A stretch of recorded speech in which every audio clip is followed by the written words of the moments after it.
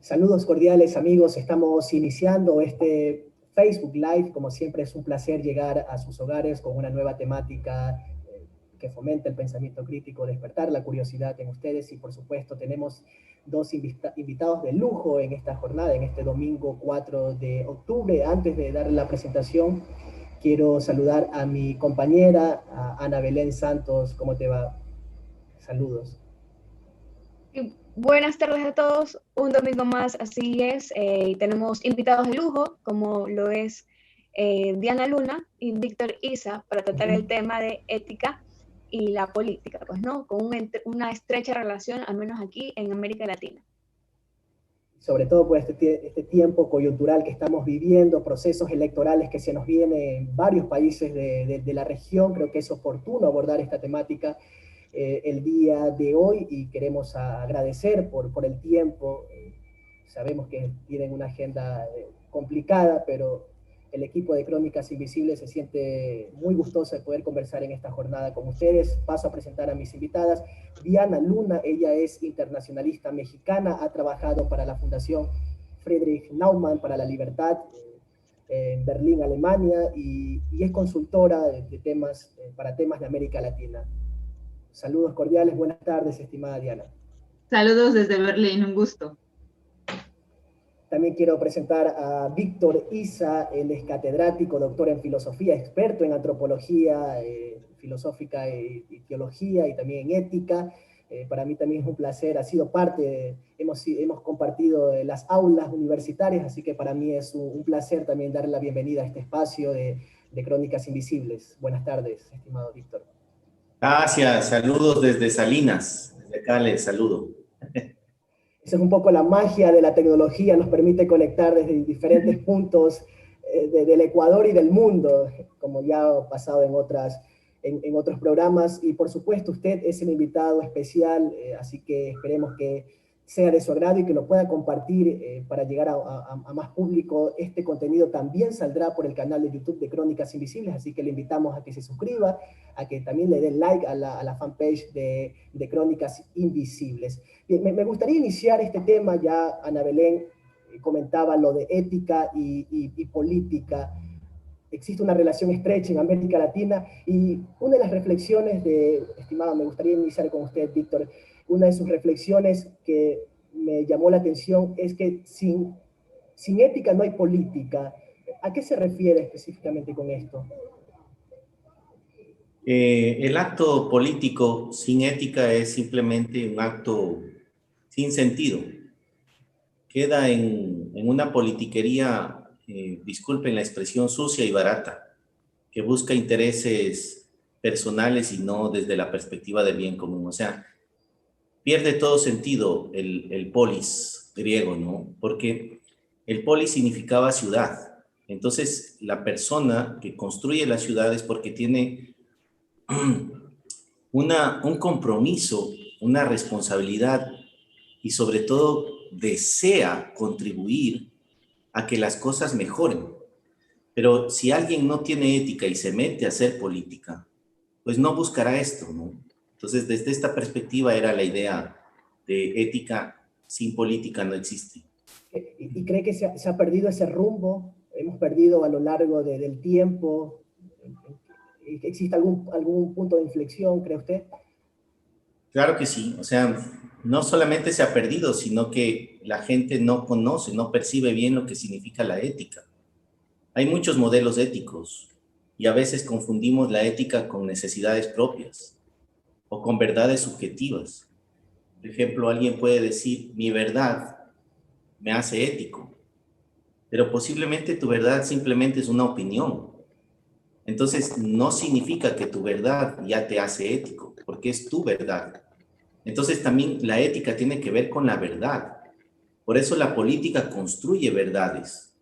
No es la tuya, construye verdades. Y ojalá en un sistema, si es que es posible el democrático, se pueda construir verdades.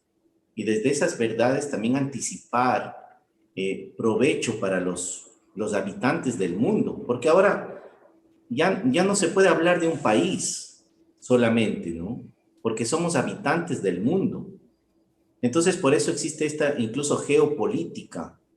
Y esta geopolítica se maneja también desde intereses posiblemente a veces economicistas, mercantilistas, deshumanos, con bloques. Entonces, por supuesto, lo económico va influyendo notablemente en la política y posiblemente hasta le pone como títere, ¿no?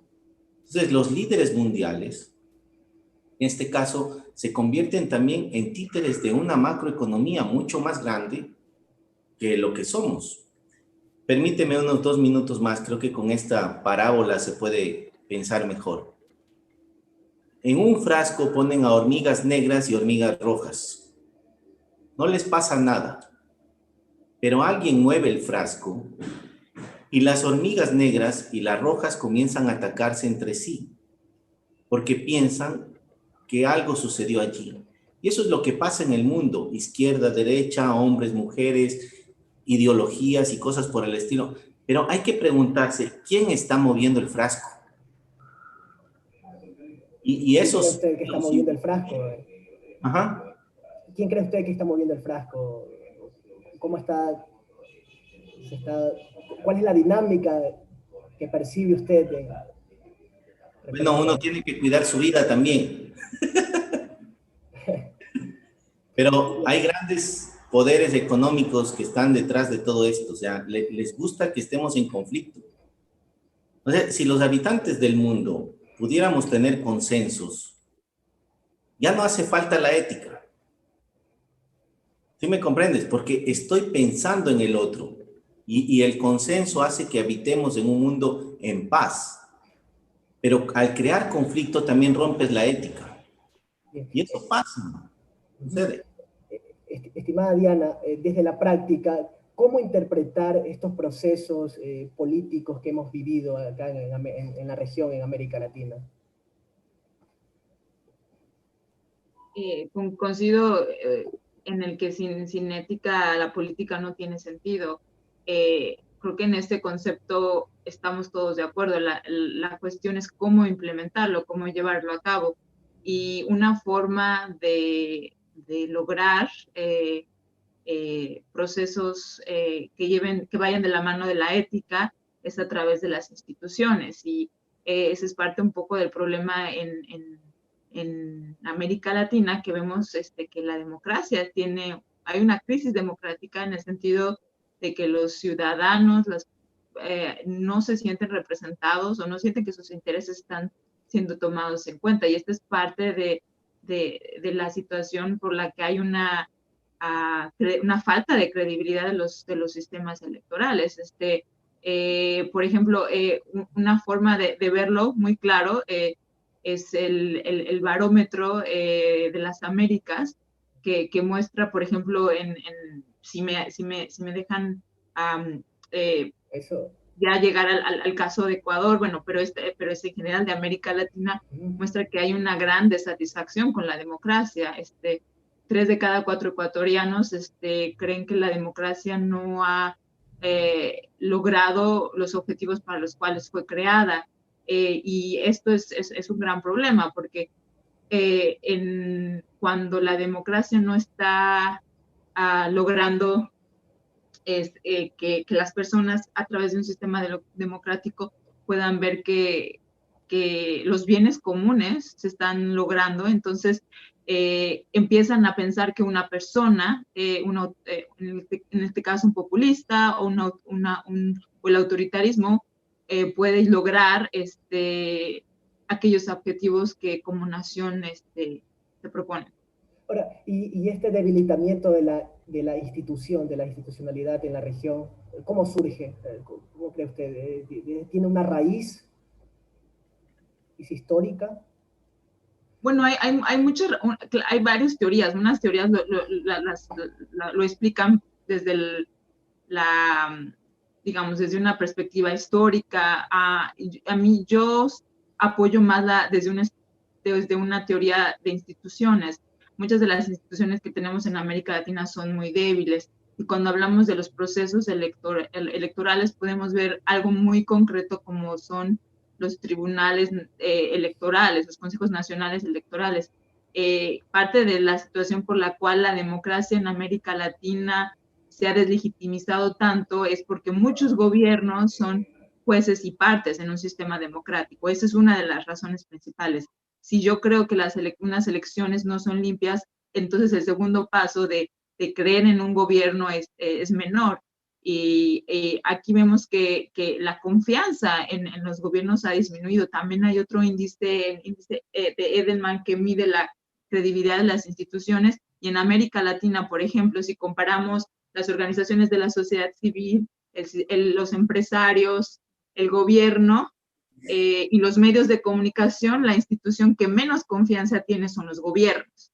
Entonces, es un tema abstracto, pero se podría empezar desde el sistema electoral, qué tan justos y libres son los sistemas electorales, y de ahí se puede ver desde las instituciones. Estoy más que abierta a ver en qué dirección vamos a hablar hoy. Bien, estimada Ana, ya para, no sé si tengas alguna inquietud en este enfoque de pensamiento filosófico, de ética, ¿no?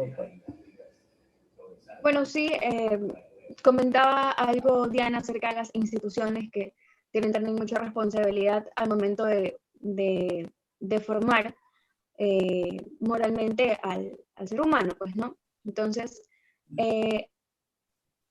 queda claro que esto va encaminado a la política, pero, sin embargo, no se puede dejar afuera a las personas, a los civiles, ¿no? Porque la ética comienza desde la persona, desde sus casas, desde las escuelas, ¿no?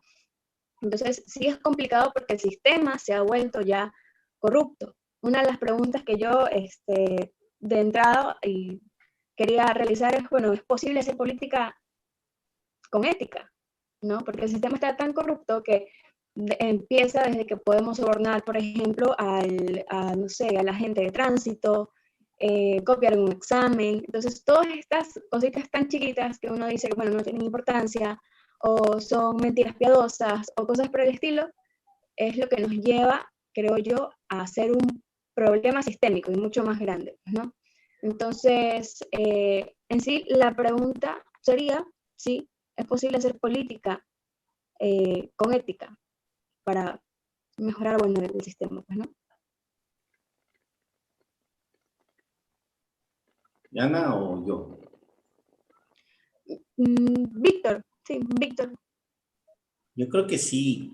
Es más, es un claro ejemplo la familia cuando está bien llevada, cuando los padres y madres se preocupan por la formación de sus hijos desde la ética, desde la moral, pero no tiene que ser una ética impuesta.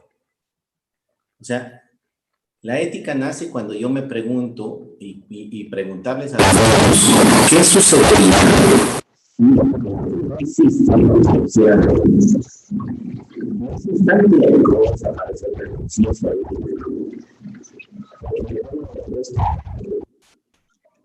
¿qué pasa? Lo que pasa es que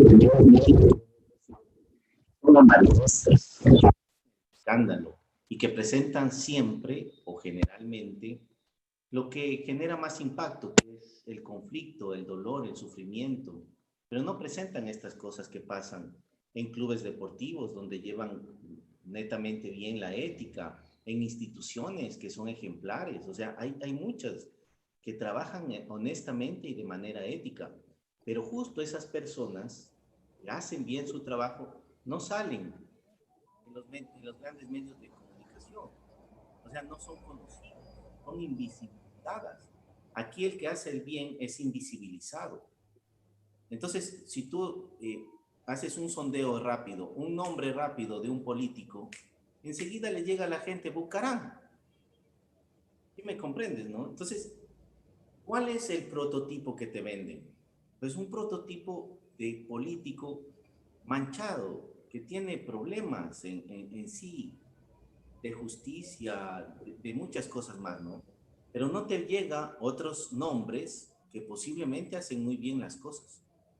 Entonces también no hay que ser tan dramático, pero hay que darnos cuenta de que somos manipulados, ¿no? Justamente los medios de comunicación buenos, como los de ustedes, son los que sacan a la luz nuevas verdades, nuevas realidades. Y no Bien, es que queramos ser candidatos, no, porque lo que hacemos es hermoso. O sea, Diana, desde su punto de vista y desde Berlín, con su asesoría, ayuda a que la gente y las instituciones, imagino que es así, por lo que he podido conocer, sean más éticas. Y desde mi campo, en la cátedra, en la universidad, trato que eso sea posible. Y lo hago en mi casa, y trato de hacerlo en la ciudad donde estoy. Bueno, pero estimado. eso no se nota, no se percibe. Bueno, algo que también me llamó la atención, lo que usted mencionaba, era el que estudiar la ética desde el profundo carácter moral y seguros de sí mismo, desde un enfoque antropológico. ¿Cree que se ha perdido ese estudio antropológico del hombre, ¿no? Valorar al humano antes que a otros aspectos? Claro que sí. Disculpen que tome la palabra, Janita. Eh, nos están educando hacia el mercantilismo, hacia el consumo. O sea, muy poco se habla de la construcción del ser, de sí mismo. Incluso cuando hablamos de construcción del ser, enseguida aparece el coach. ¿Sí me entiendes? Y el coach se ha vuelto una herramienta mercantilista. Pero antes del coach teníamos director espiritual, animadores de grupos juveniles, ¿sí me entienden? Hasta los mismos sacerdotes, gente que hacía música con conciencia social. Entonces todos ellos nos educaban. Ahora tienes que contratar a alguien para que te diga cómo vivir. Ese es un problema porque siempre estamos pensando desde el mercantilismo, desde el consumismo. No es que sea malo, no estoy diciendo, no estoy haciendo una aberración del capitalismo, cuidado. Estoy haciendo una apreciación de que nos están vinculando hacia allá, casi todas las cosas.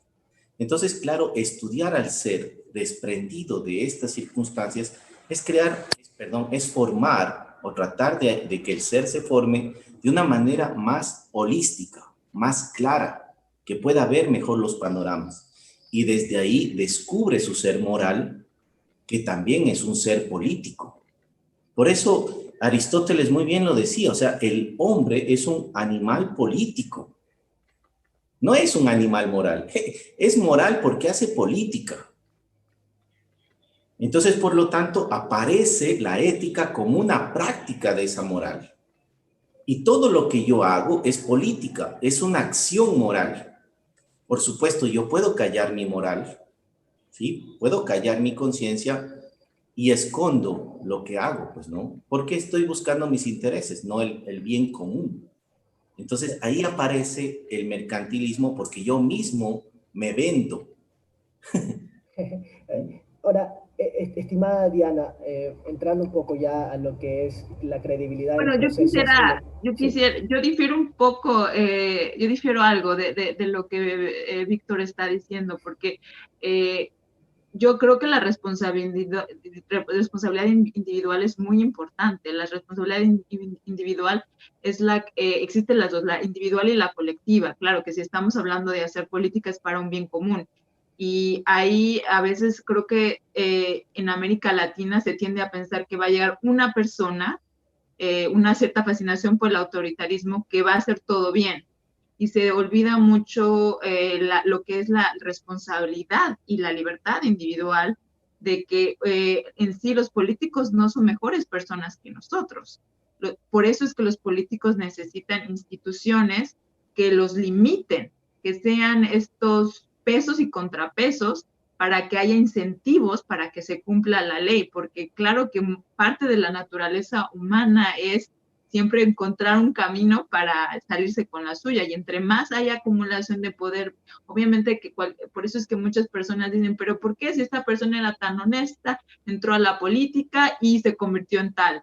Bueno, es por eso, es parte de la historia. Claro que también el aspecto de la ética individual y los valores es muy importante, pero mucho tiene que ver que tenemos sistemas, instituciones en los que los incentivos para que haya transparencia, rendición de cuentas, no están ahí. Y entonces no hay estos reguladores, estas otras instituciones que controlen el gobierno, para empezar el sistema ejecutivo, para que haya este balance y haya menos incentivos para la corrupción, por ejemplo. Permíteme un segundo. Muchas gracias, Diana. Realmente tienes mucha razón y creo que es una de las cosas que me faltaban mencionar. Sabes que también estoy pensando que muchas veces alguien puede llegar al poder con un buen plan, un buen proyecto, pero la misma institución o lo institucionalizado no le permite hacerlo.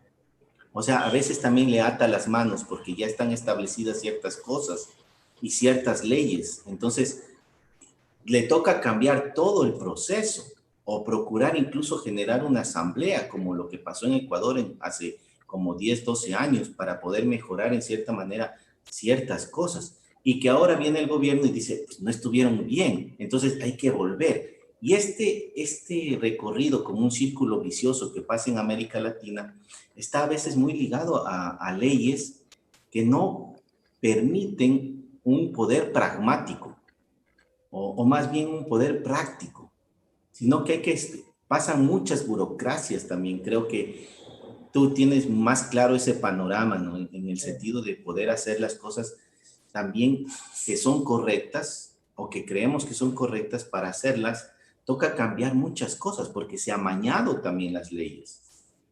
No sé, yo te hago una pregunta, ¿no? Sí, pero me gustaría también hablar esto de la credibilidad de los procesos electorales, que ya lo mencionaba Diana. También tenía el tema, el Latino Barómetro, una cita de apenas el 28% tiene mucha o alguna confianza en la institución electoral de sus países. Mi pregunta es, estimada Diana, ¿cree usted que se ha agigantado esa brecha? ¿Hay mayor confianza o desconfianza? Porque estas son cifras del 2018. ¿Cuánto influye, cuánto impacta esta crisis sanitaria del COVID-19 para el tema de la confiabilidad electoral?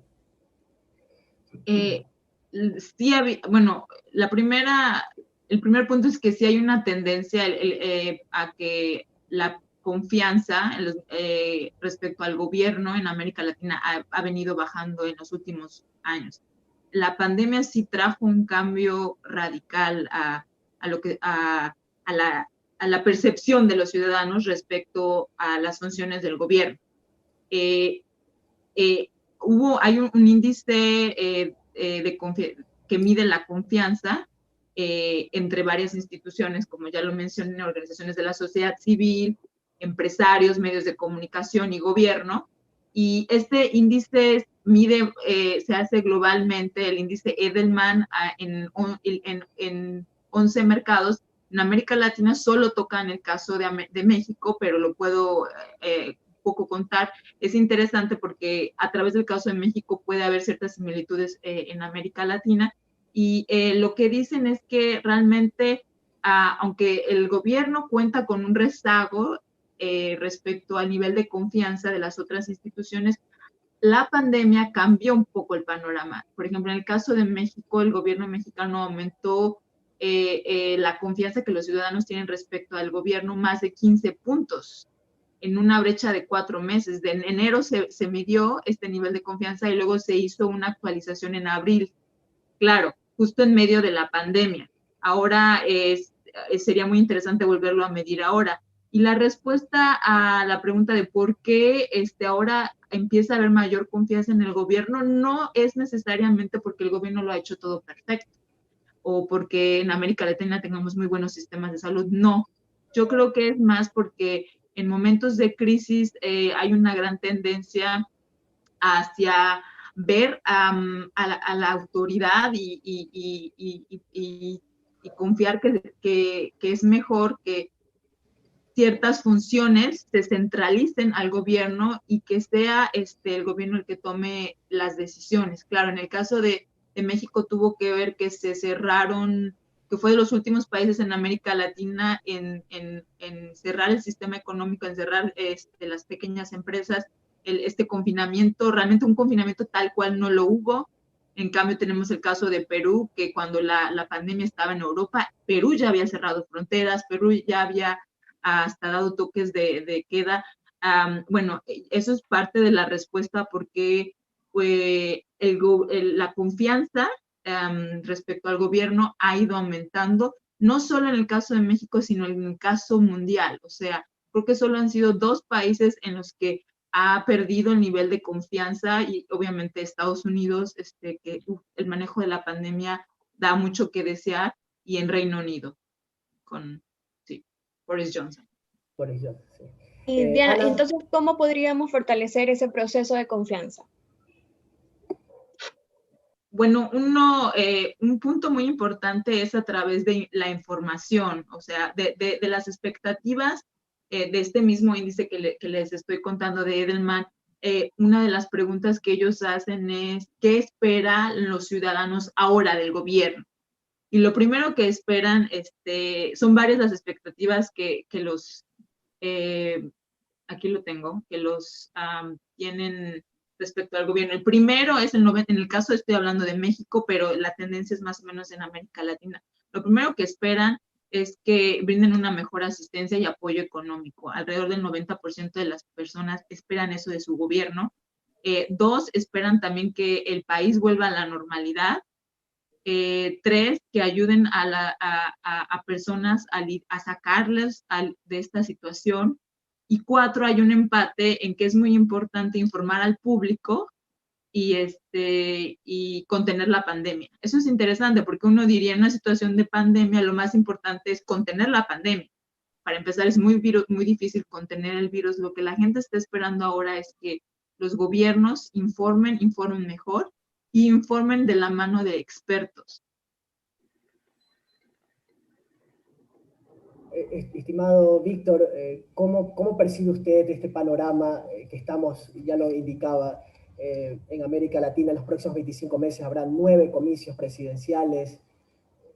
¿Es una gran oportunidad para fortalecer procesos políticos, el tema de la confianza a la hora de ir a ejercer ese derecho al voto, ¿no? Sobre todo por esta dificultad que estamos atravesando del COVID-19?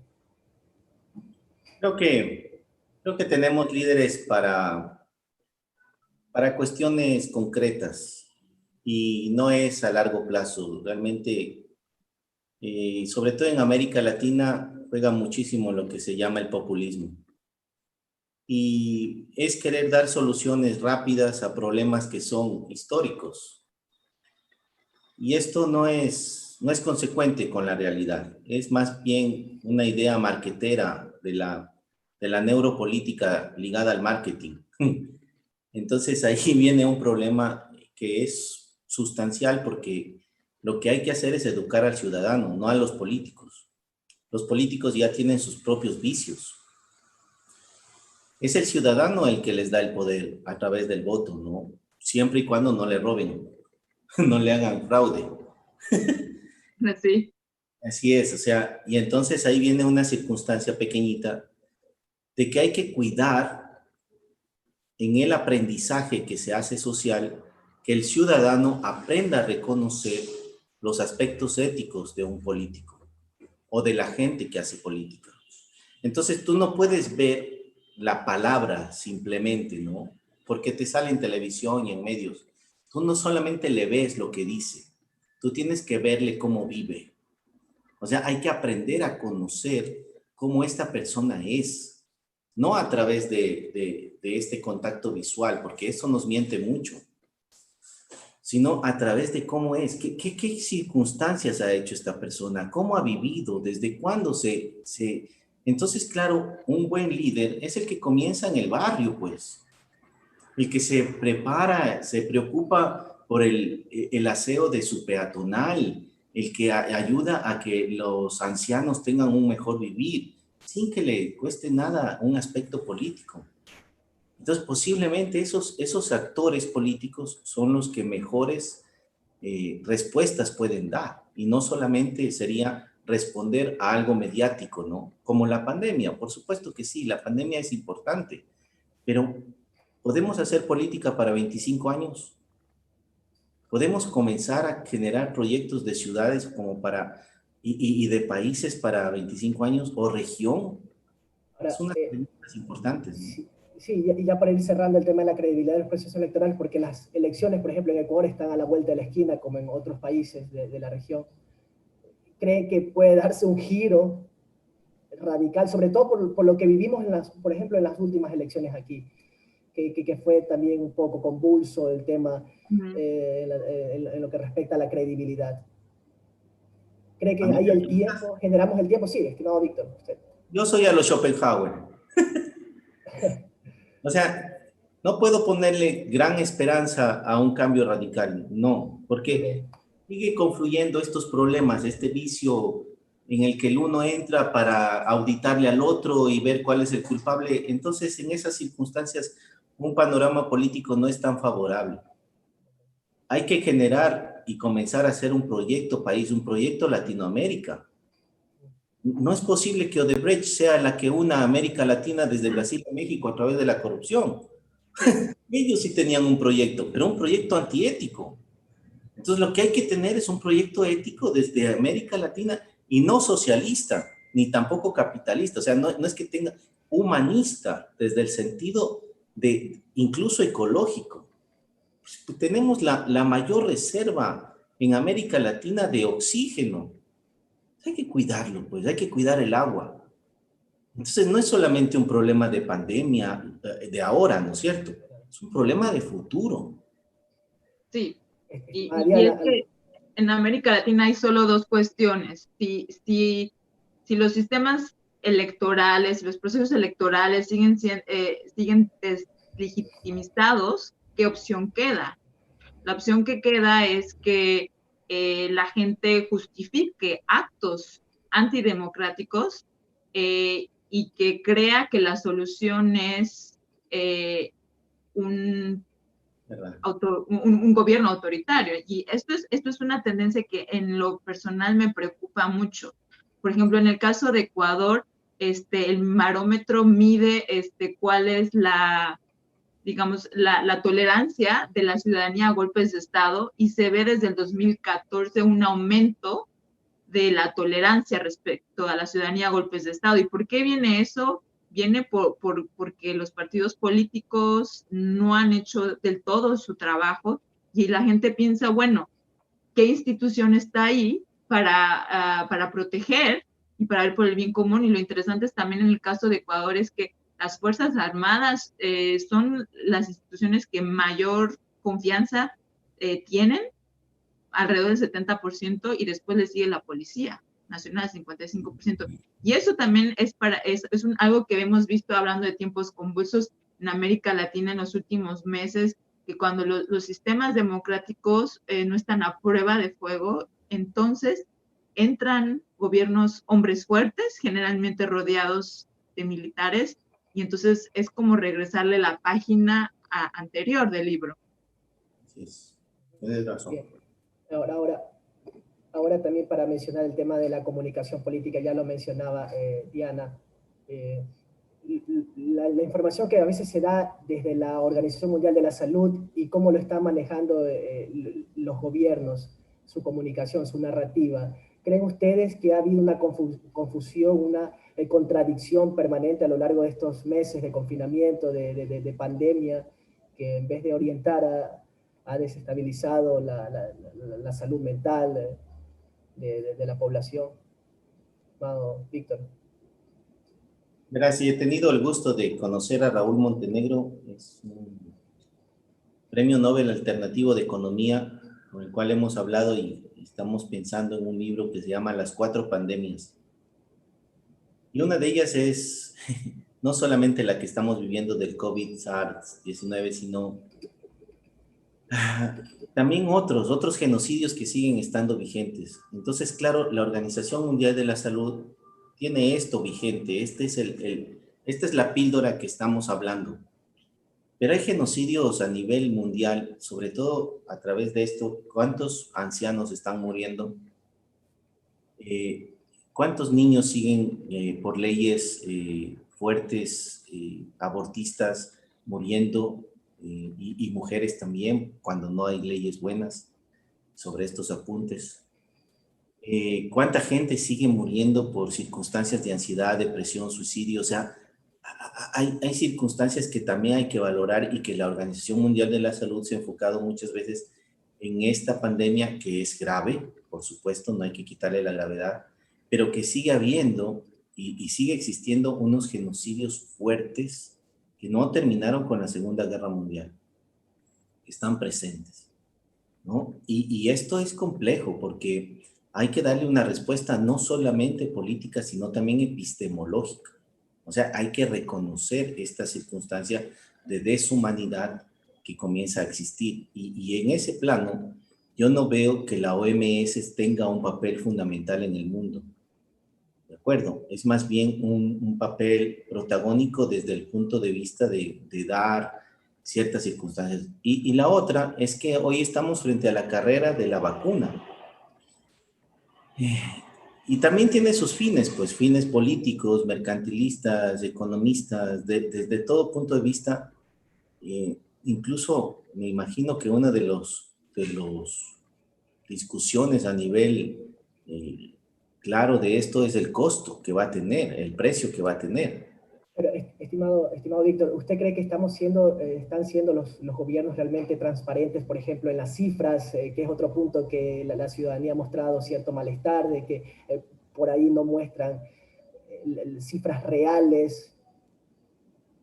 Es que todo o sea, lo estadístico, Claro, no digo en ser, contexto a esta ética, lo digo en contexto a esta ética. Claro. sí, puede servir, puede ser una ventana de la ética, las cifras, pero la estadística también miente en cierta medida. Es lo que quiero decir, que si los 4 que estamos acá, de acuerdo, Diana tiene 2 autos, yo tengo 2 autos, Julio no tiene uno, ni Ana tiene ninguno, la estadística va a decir que los 4 tenemos un auto. ¿Sí me comprendes? Entonces, en cierta manera, no son las cifras las que te dan ética o te dicen cómo es el panorama. Por supuesto, es algo que puede servir, pero realmente el carácter transparente no está en las cifras, está en la humanidad, en descubrir humanamente qué estamos haciendo para que los demás puedan vivir por lo menos de manera digna. Y esto... Esta reflexión de qué estamos haciendo como humanos para construir un mejor planeta es muy importante. Yo no creo que vaya en contra de los números ni de la estadística. Creo que es importante para saber que tenemos un problema, hay que medirlo. Entonces, en el caso de la pandemia, es muy difícil y hay un gran debate de cuáles son las mejores índices para medir qué tan fuerte está la pandemia, si es el número de muertes, si es el número de infectados, o si se mide a través del Producto Interno Bruto. Es un tema muy complejo y ahí entra también la ética, a qué temas le damos mayor prioridad o no. Yo creo que la comunicación política es muy importante en estos tiempos y es tan importante que tiene que ir de la mano de expertos, de virólogos, de científicos, y eso es un problema que yo estoy viendo en general, que hay un gusto para muchas personas de ser seducidos bajo teorías de conspiración y bajo desinformación, y muchas veces eso se cree más que fuentes serias de la información. En el caso de Alemania creo que es bueno tocarlo porque ha sido de ejemplo para otros países. La canciller Merkel y el Parlamento alemán, el Bundestag, siempre es asesorado por un consejo de ética. Y esto creo que es una de las lecciones para América Latina de decir, bueno, ¿qué medidas restrictivas vamos a llevar a cabo? El confinamiento. Antes de tomar una decisión así, es importante considerar las implicaciones éticas que eso tiene para las personas. O, por ejemplo, hace poco se tuvo la discusión sobre tener un carnet que muestre que uno está inmune al sistema, al coronavirus. Y unos decían, si hacemos este sistema de que cada persona que sea inmune al coronavirus tenga este carnet, entonces a ellos les damos libertad, digamos, de movimiento, mientras a los que no tienen carnet no. Hubo un poco una discusión con esta idea en mente, y el Consejo de Ética dijo, no, esto va en contra de nuestros estándares éticos, y hace 2 semanas dio un pronunciamiento en contra de un posible carnet de indemnización. Por eso yo creo que la ética en la política hoy más que nada es muy importante, y es una forma también de contrarrestar la desinformación, las fake news sobre la pandemia. Ana, tienes una inquietud. Ahora sí, ya que tocaste el tema de las fake news y vemos que en redes sociales pues se ha convertido en un medio de comunicación total y una plataforma y escenario para los políticos. Diana, ¿crees a lo mejor que se están regulando las medidas propagandísticas de los políticos, de los personajes políticos? ¿A qué te refieres, Anabel, con la regulación? ¿Me lo podrías explicar un poco más? Bueno, porque vemos que en redes sociales a veces como que no hay esta como regulación de contenidos, ¿verdad? Okay. Vemos que los personajes políticos a veces por tweet a veces se van como que en contra, o existe un conflicto ahí que no los hace ver bien. Entiendo, sí. Sí, ese es todo un debate. Tenemos hoy una tendencia a la desinformación, al hate speech, al odio, en las redes sociales, en lo que escribimos. Y bueno, en el debate académico que hay respecto a eso, hay posturas a favor diciendo que el gobierno debería regular este tipo de plataformas, Facebook, Twitter, para no permitir que haya un ambiente de odio en las redes sociales. Hay otros que dicen que no, que debería ser las mismas plataformas las que regulen esto. La situación es que es muy difícil, ya sea que los haga el gobierno o que el gobierno, la pregunta es a qué nivel, porque esto de la desinformación, del hate speech, es algo que va más allá de fronteras. Entonces es muy difícil que un gobierno solo vaya a regular esto.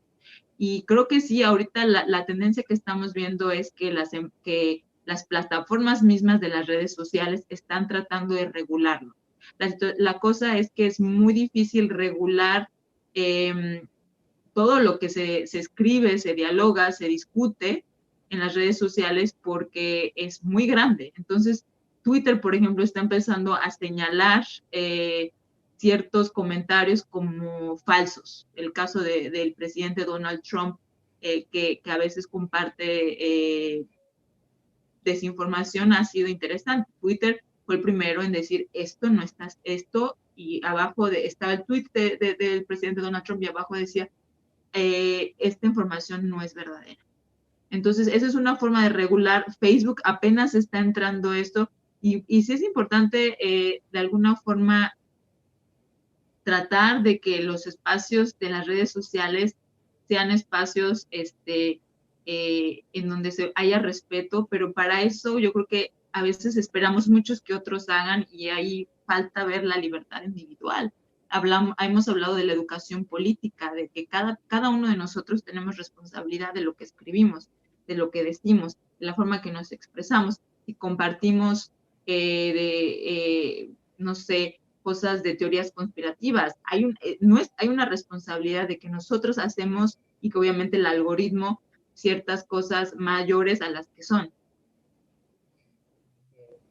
Estimado Víctor, también en este mismo enfoque de comunicación política en redes sociales, ¿cree que a veces se toma el camino equivocado, por ejemplo, denigrar al opositor, hacerlo quedar mal ante la audiencia? ¿Cree usted que hay un permanente conflicto que está en el ring de boxeo, los diferentes partidos ideológicos, cada vez que estamos a vísperas de una contienda electoral?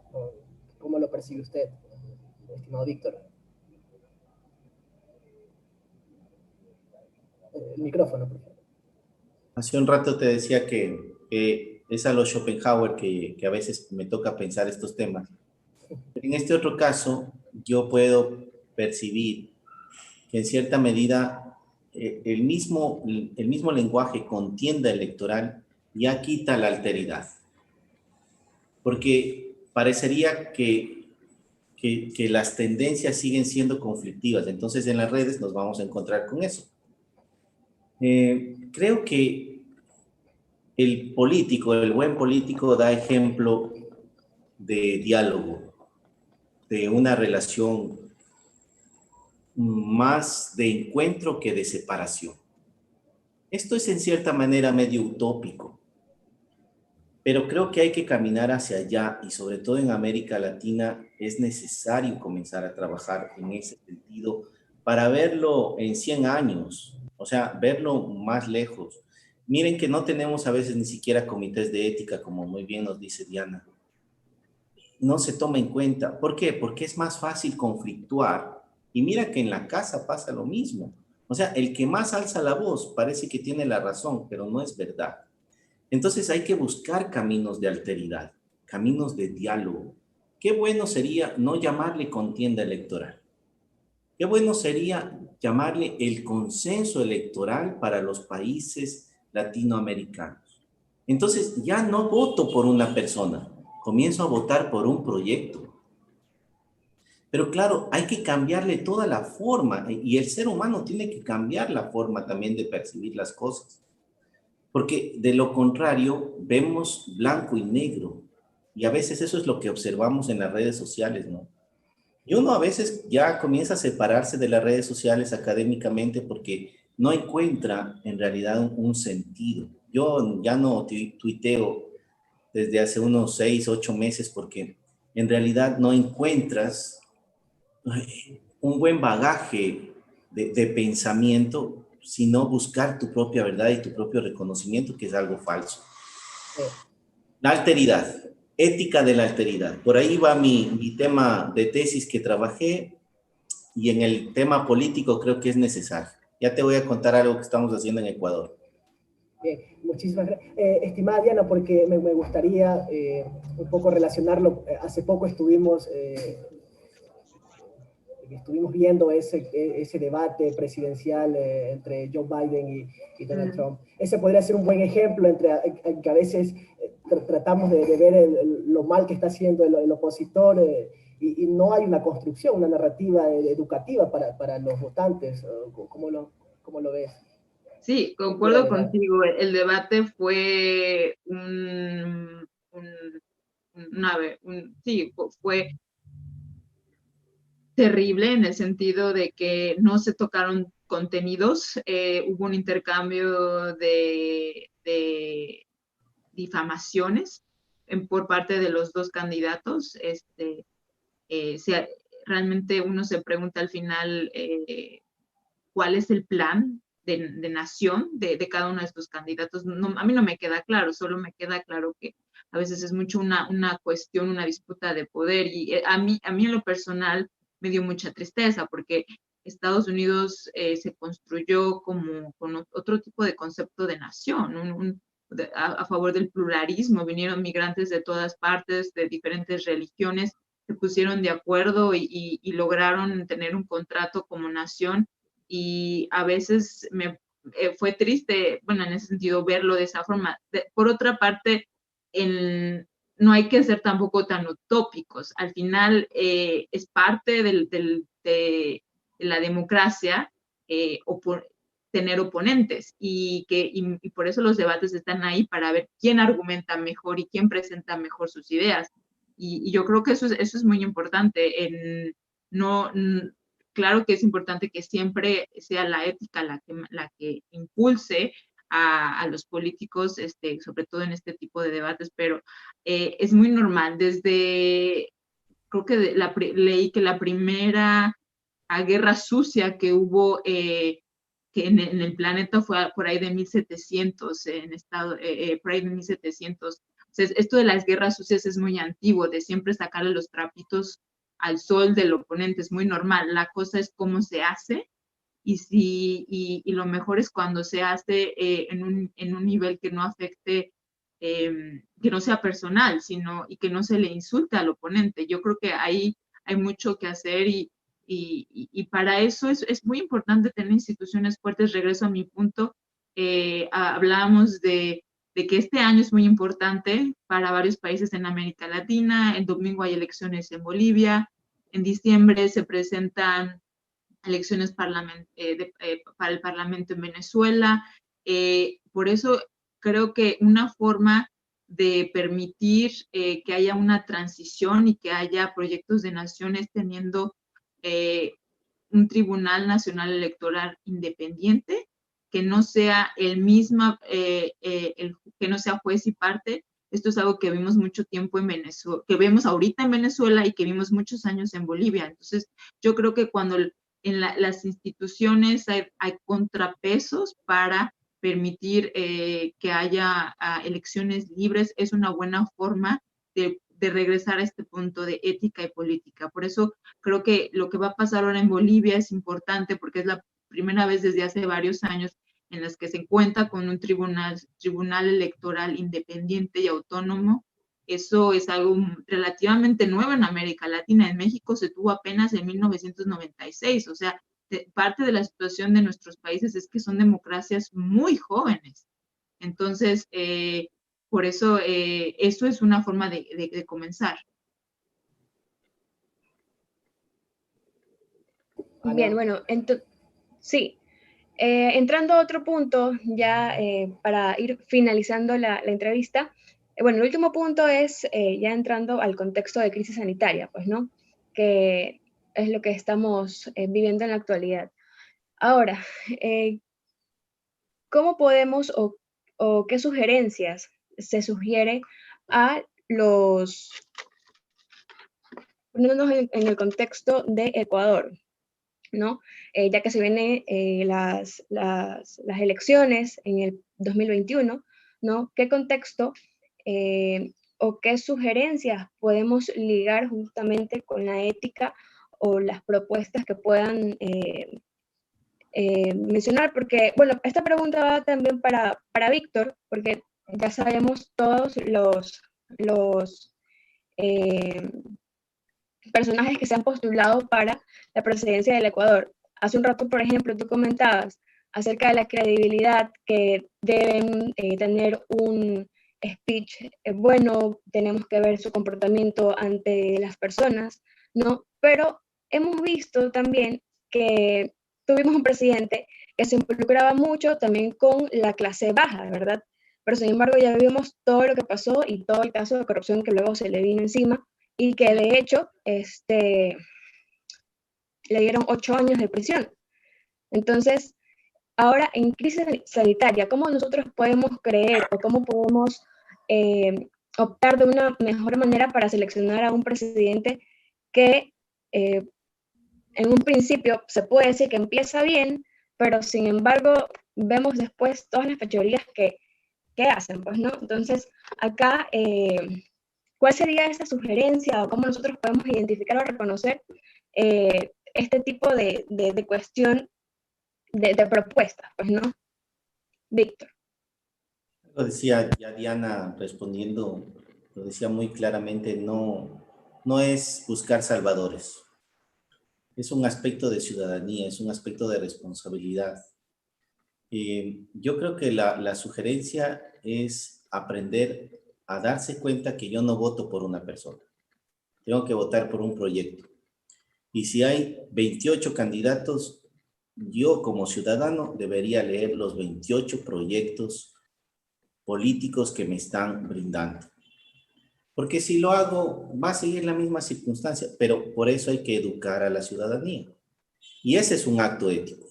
Cuando yo leo, cuando yo conozco las propuestas, cuando yo más o menos entiendo y comprendo con qué personas él va a trabajar. Esa es una información que no te dan tan rápidamente, que no encuentras tan fácilmente. Lo que ves es el show político. O sea, el show político fue lo que pasó en este debate en Estados Unidos. porque no hay un debate realmente de altura, es un debate de contradicciones. Y en las contradicciones no encuentras tú realmente buenos argumentos para resolver problemas, sino para dañar a tu atacante, digo, o a tu oponente. Entonces, por eso hay que mejorar estos niveles de aprendizaje, de enseñanza, hay que debatir en las universidades, pero debatir desde el conocimiento y del otro, desde la responsabilidad que tengo, no de quién es bueno, porque el profesor puede entrar con su maña y decir, voten por Arauz, o voten por Lazo, o cosas por el estilo. Puedes presentarte de todos, pero dime cuál es el proyecto. ¿En qué se basa éticamente el candidato? Ahí viene la responsabilidad ciudadana, que muy bien lo detallaba Diana, ¿no? Necesitamos un cambio de paradigma, de esta fascinación por caudillos, es algo en América Latina que tenemos, esta fascinación de este líder fuerte. Tenemos que buscar un cambio de paradigma en uno, como bien se mencionó, la responsabilidad ciudadana de informarnos mejor. Si bien yo no sé quién tendría tiempo de leer los 28 o los 27 planteamientos, hay formas en las que sociedad civil está tratando de facilitarlo. Por ejemplo, hay, al menos lo que yo conozco en Alemania, se tiene una herramienta muy buena en la que a través de 10, 12 preguntas de diferente índole, uno puede, no sé, un poco más de preguntas, pero uno puede saber cuál es el plan de nación que más coincide con sus valores. Eso y esto es hecho por una organización independiente, autónoma. Eso es, para mí, creo que hay muchas herramientas para facilitar a los ciudadanos a involucrarse más. Y sobre todo, la lección es que cualquier persona que venga a prometer ser el Mesías, a transformar el país de un día al otro, yo diría hay que tener mucho cuidado, porque lo que vimos en el caso de Ecuador, Correa acumuló muchísimo poder y al final no existía esta división de poderes, no existía estos contrapesos. Oposiciones fuertes es lo que necesitamos en América Latina, que obliguen a los gobiernos a una rendición de cuentas, y esta oposición fuerte solo puede venir de una ciudadanía fuerte. Muy interesante. ¿Y creen que a lo mejor en plena crisis sanitaria es ético tener tantos postulantes para la presidencia? Víctor. Es buena la pregunta, difícil de contestar así tan rápidamente porque para un aspecto ético no puedo medirlo desde la pandemia. O sea, no es que es ético en pandemia tener 28 y cuando no hay, sí. O sea, a eso me refiero, ¿no es cierto? Yo pienso que la pluriculturalidad del Ecuador puede darse, pero es un problema. En un país como Estados Unidos hay dos tendencias. Por supuesto, hay muchísimas votaciones que se hacen porque hay que entender el sistema político de ellos. Para nosotros, un país tan pequeño, 28 personas, incluso a veces más, es un problema no ético, es un problema de conciencia. O sea, yo no tendría que tener pues una definición. Significa que hay 28 definiciones.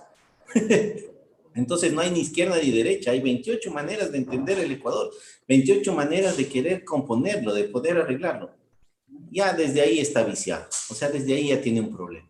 Bueno, pero yo creo que es parte de la política el que haya alianzas y coaliciones, y al principio es muy normal que haya 28. Esto lo vemos todavía faltan casi un año, ¿no? Para las elecciones en un poco menos de un año en Ecuador. Yo creo que conforme pasa el tiempo se va, espero, al menos quiero pensar que de estos 28 van a ser menos, y es importante esto, las coaliciones, las alianzas, el decir, obviamente, no el proyecto de nación que un gobernante tiene en su mente, claro que no es posible implementarlo, sino tenemos que buscar personas que piensen en común y ir llevando a cabo conglomerados. Eso creo que es muy importante. Y en mi opinión, en tiempos de pandemia, de las cosas más importantes que sería como ciudadano es ver qué alianza, ver qué ofrece el postulante, el candidato, para una posible alianza de gobierno y empresa para sacar la economía del país adelante. Y eso es algo que a veces no veo mucho. A veces el gobierno cree que imprimiendo dinero, que él solo va a reactivar la economía. Eso no es posible. La reactivación económica en América Latina se va a dar solo cuando haya una alianza de gobierno, de sociedad civil, de empresarios, no solo de los grandes. En México el gobierno ha hecho buenas alianzas con empresarios grandes, pero ¿qué hay de las pequeñas y medianas empresas? En esas a veces se olvida, y esas son las que más ofrecen trabajos. Entonces yo esperaría, ese es uno, para mí sería uno de los parámetros a la hora de ver planes de naciones, qué alianzas están ofreciendo para sacar al país adelante. A propósito, este martes tendremos un diálogo con la presidenta de la Cámara de la Pequeña y Mediana Empresa, aquí en Crónicas Invisibles, debatiendo esta recuperación, reactivación económica y sobre todo eso, los emprendimientos locales, si somos solidarios o no. Ya para terminar y agradecer nuevamente también al público que se conecta a la transmisión de Crónicas Invisibles, desde Alemania, estimada Diana, ¿cómo se percibieron esos meses de el quédate en casa, ¿no? ¿Qué lectura, qué valor qué simbolismo tenía eso, sobre todo para las clases bajas, la clase media, que vive muchas veces de la informalidad? Fueron meses muy fuertes. En Alemania la informalidad es casi no inexistente, pero no se puede comparar con América Latina. Más del 60% es informalidad, pero aún así fueron meses muy difíciles, sobre todo para la gente en los sectores de la gastronomía, del sector cultural, es muy importante. Fueron meses difíciles. Aquí obviamente el gobierno ha puesto ayudas financieras para ayudarlos a salir adelante, pero no fue nada fácil, y la verdad, te soy sincera, estamos a punto de entrar a una segunda ola, y no sabemos en Alemania qué tipo de restricciones vayan a haber. Algo creo que importante de todo esto es que se ha mostrado que tal vez las restricciones a nivel regional son las más eficientes. Si hay muchos casos en el norte de Alemania y en el sur no, porque hay que cerrar todo el país. Yo creo que esa es una de las lecciones de la primera ola, porque es muy fácil cerrar la economía y es muy difícil reactivarla. Bueno, también lo preguntaba como desde una mirada de una latinoamericana en Europa, cómo veía esa situación en América Latina, sobre todo en esos primeros meses donde estaban militares, policías en las calles, verificando que se cumpla con ese protocolo sanitario, pero que muchas veces se veía desbordado por esa misma realidad de la informalidad laboral, por ejemplo. Estimado Víctor, ya estamos en el mes de octubre, ya lo comentaba Diana, se puede venir una nueva ola de contagios. ¿Qué aprendizaje cree usted que podemos encontrar de toda esta crisis, ¿no? Para dar ese cambio de paradigma que mencionaba Diana, de aquí al mediano y largo plazo? Yo creo que hay que apuntarle, desde mi punto de vista, a la educación. Nosotros hace un año comenzamos a planear una maestría en filosofía con mención ética, política y sociedad, que la vamos a lanzar acá de manera online para América Latina desde la Universidad Salesiana. Me parece una propuesta muy interesante, apuntándole a la alteridad y por supuesto no siendo tan utópicos como bien lo decía Diana, ¿no? Sino tratar de darle también a la alteridad pragmatismo. Sí. Pragmatismo y utilitarismo, ¿no? O sea, utilidad, que pueda ayudar a fortalecer las instituciones. Creo que ese es un tema que me propuse y creo que está saliendo adelante con ayuda de un buen equipo que tenemos en la universidad. Ahora, desde otros planos, créeme que esta pandemia fue y es durísima. O sea, yo perdí a mi mamá hace un mes y es porque ella no quiso parar, no quiso en cierta manera quedarse en casa en el sentido de dejar de vivir. Porque en estos días, y termino rápidamente, que yo estuve en casa, que no la pude ver, yo la perdí a ella, pero bueno, también la gané en cierta manera, porque no la pude ver ni despedirme. Es uno de los dramas humanos que tenemos en este momento, pero yo pude ver lo que hacía. Entonces llegaba a la casa, yo estaba afuera lavando el vehículo con mascarilla y llegaba gente muy pobre a la puerta de mi casa y mi mamá generalmente les ha sabido dar para que puedan comer. Ya no estaba mi mamá, entonces salió mi sobrino y dice, espere, ya le traigo. Yo dije, mira, mi sobrino aprendió esta acción política de mi mamá y le entregó a esta gente muy pobre su comidita, ¿no? Y se marchó. Yo decía, no es tanto el drama humano, sino lo que aprendes del drama humano. O sea, lo que haces con ese drama, hay que hacer algo.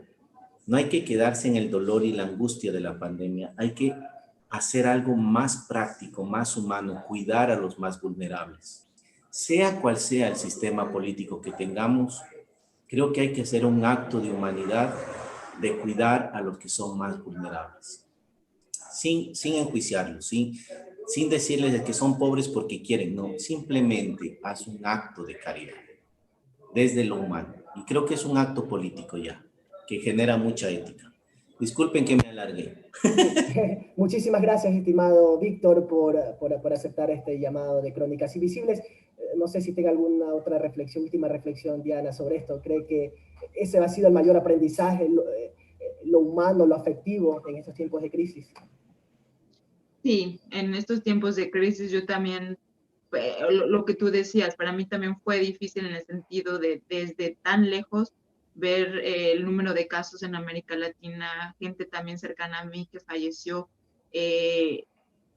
la verdad, y al mismo tiempo ver cómo mucha gente salió adelante y sale adelante en esta crisis porque es su fe la que lo motiva, la que le da una nueva perspectiva de vida. Y eso para mí ha sido de las lecciones más grandes, mi admiración total a muchas personas en América Latina que han sabido llevar la situación, han sacado lo mejor de sí en esta situación. Y muchas veces es por pensar en que la fe, en muchos casos la fe en Dios puede ayudar también a salir de situaciones difíciles o a darle perspectiva y a veces sentido a la vida.